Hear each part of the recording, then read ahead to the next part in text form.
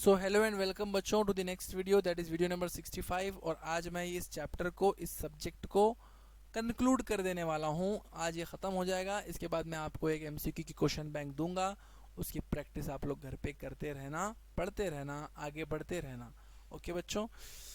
हाँ, तो चलो ज़रा देखते हैं क्या बात करता है टोटल इनकम के बारे में ये चैप्टर लास्ट वीडियो में। क्वेश्चन नंबर 4, मतलब लास्ट क्वेश्चन हम लोगों ने लेके आया श्रीमती वानी के नाम से। तो श्रीमती वानी इज डिसेबल्ड। ओहो, श्रीमती वानी खुद क्या है? डिसेबल्ड है, थोड़ा ध्यान में रखिएगा। And submitted the following particulars, compute total income. और आपको कुछ डिटेल दिए और आपको चाहिए कि आप उनको टोटल इनकम कंप्यूट करके दिखाएं। तो चलो देखेंगे फिर क्या बोलता है। इनकम फ्रॉम सैलरी में कैलकुलेट करना पड़ेगा मुझे, क्योंकि इन्होंने सैलरी मुझे पर मंथ में दे दी है, एनम में नहीं दी है। काय में दिए? पर मंथ में दिए। तो मैं कैलकुलेट करा, देखो बेसिक पे लिखा उनकी 33,500 गुनीले 12, तो कितना हो गया? 4,02,000। तो ये बन गई इनकी ग्रॉस इनकम फ्रॉम सैलरी, 4,02,000। अब उनको मैंने डिडक्शन एट सेक्शन 16 दिया, क्योंकि उन्होंने बोला है मुझे प्रोफेशनल टैक्स इन्होंने भरे 2,500 रुपये बोल के बोला। तो इसके लिए मैं उनको यहाँ पर, क्योंकि सैलरी का है ना, अंडर सेक्शन 16 याद दूंगा आप लोगों को। प्रोफेशनल टैक्स मैंने उनका माइनस करके लिया 2,500 रुपया। तो एक्चुअल में उनकी इनकम फ्रॉम सैलरी कितनी हो गई फिर? 3,99,500 रुपये। ये हो गई इनकी एक्चुअल में इनकम फ्रॉम सैलरी। और हाउस प्रॉपर्टी की अगर हम बात करें तो उन्होंने बोला loss from self occupied house. House property से इनको क्या हुआ? लॉस हुआ 27,500 रुपयों का। ओके, ब्रैकेट में लिख दिया, मतलब माइनस में है। इनकम फ्रॉम बिजनेस इनका नील है, कोई डिटेल नहीं। इनकम फ्रॉम कैपिटल गेन इनका नील है, कोई डिटेल नहीं। इनकम फ्रॉम अदर सोर्सेज दिया है, कितना है? 2,96,000। तो ये 2,96,000 मैंने यहाँ पर ले लिया। अब फिर हम वही काम करेंगे जो इससे पहले करते आए। 3,99,6,500 प्लस 2,96,000,000।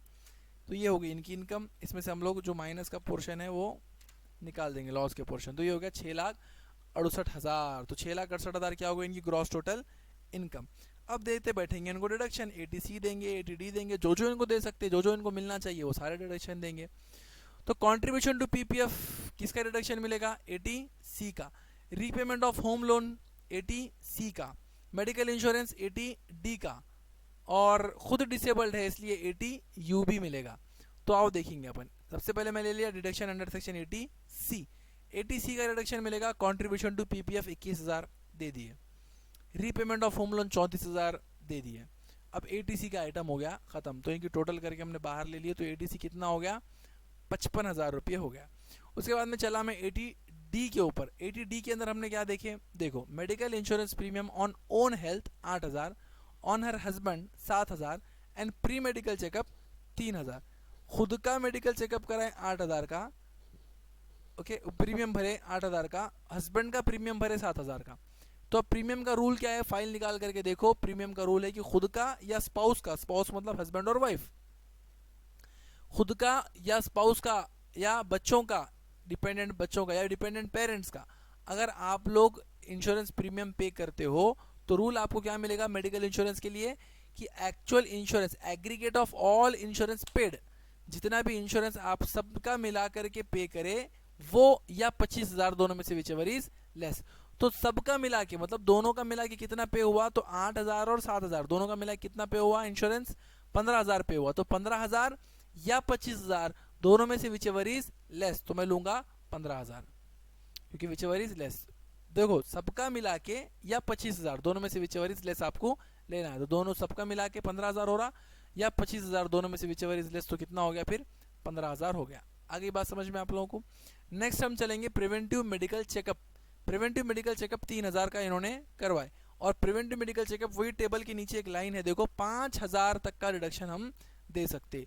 अब 3 का कराए तो 3 का देंगे, 4 का कराते तो 4 का देते, 5 का कराते तो 5 का रिडक्शन देते, 6 का कराते तो 5 का देते, 7 का कराते तो 5 का देते, क्योंकि 5 के ऊपर हम रिडक्शन प्रिवेंटिव मेडिकल चेकअप के नाम पर नहीं दे सकते। तो इन्होंने 3,000 का करवाए, हम 3,000 का रिडक्शन इनको दे देंगे। तो 15,000 और 3,000 कितना हो गया फिर? 80D का रिडक्शन 18,000।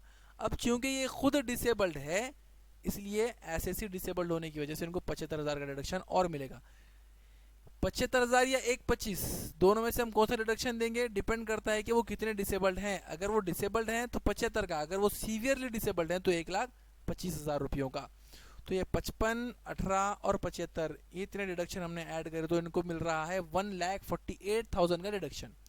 तो 1,48,000 अगर हम 1,68 में से माइनस कर दिए तो इनकी टोटल इनकम बनती है 5,20,000 रुपये।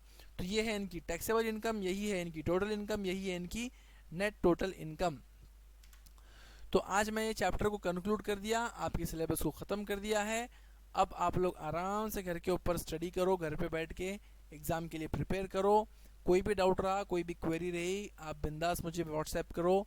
अगर कॉल करना है तो कॉल भी कर सकते हो, कोई प्रॉब्लम वाली बात नहीं है, मैं आपकी क्वेरी को सॉल्व कर दूंगा।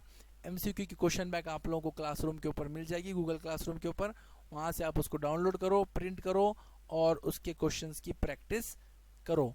So best of luck for the exam of income tax. Take care and